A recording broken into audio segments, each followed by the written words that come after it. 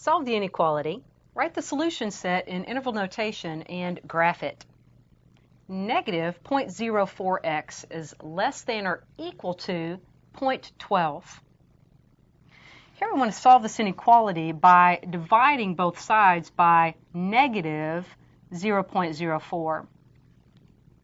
So the left side, negative 0.04x divided by negative 0.04.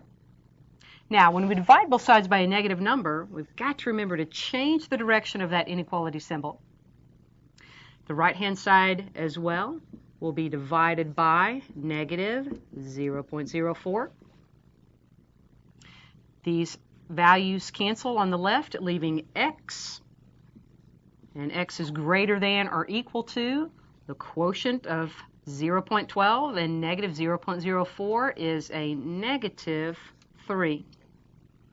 Now we want to write this inequality in interval notation. So we want to include all values that are greater than or equal to negative 3, and that's going to include the negative 3. We identify that with a bracket. So in interval notation, we'll start back here at negative 3, run up in the direction of positive infinity. We'd also like to graph the solution set. And in order to graph it, let's just draw our number line. Let's locate negative 3.